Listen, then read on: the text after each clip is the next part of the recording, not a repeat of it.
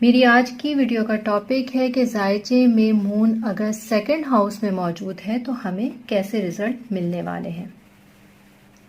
Second house हमारी family का है, हमारा स्टेटस कैसा होगा, हमारा रवैया लोगों के साथ कैसा होगा, हमारे पास कितनी सेविंग्स होंगी। सेकंड हाउस टॉरस का है जिसका लॉर्ड वीनस है, मतलब घर ये वीनस का है और यहाँ का नेचुरल प्लैनेट जुपिटर है। मून अगर सेकंड हाउस में होगा तो ऐसे जायचे वाले की बहन नहीं होगी, भाई जरूर होंगे, और अगर अपने भाई नहीं होंगे तो लाइफ पार्टनर के जरूर होंगे। मून अगर सेकंड हाउस में हो और जुपिटर फर्स्ट में तो बहुत ही शानदार रिजल्ट मिलेंगे। जिसके भी जायचे में ये कंडीशन होगी तो उसको विरासत जरूर मिलेगी अपने आबाओ अजदाद से। मून अगर सेकंड हाउस में है और जुपिटर फर्स्ट हाउस में है, लेकिन मरकरी अगर 9th हाउस में बैठा है जो कि बिल्कुल भी अच्छा नहीं है, तब भी ये हमें बुरे रिजल्ट नहीं देगा।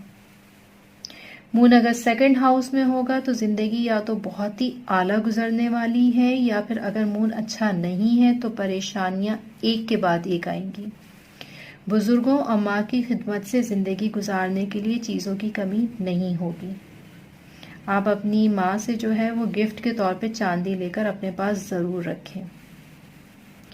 मून सेकंड हाउस में मौजूद हो और वो एक्टिव हो, और जो मून का घर है 4th हाउस, उसमें कोई ना कोई प्लैनेट जरूर मौजूद हो, वो खाली ना हो, तो खुद उसकी अपनी और उसकी ससुराल की माली हालत बहुत उम्दा होगी।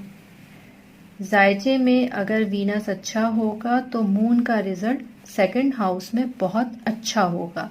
ऐसे में लव मैरिज भी हो सकती है।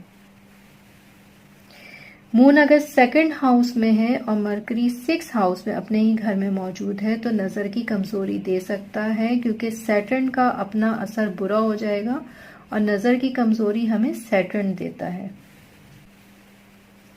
मून सेकंड हाउस में हो और मरकरी 3rd हाउस में और जुपिटर 9th हाउस में, तो बेशक जुपिटर और मून तो मददगार हैं, ये आपको प्रॉब्लम नहीं देंगे, बहुत अच्छा रिजल्ट देंगे।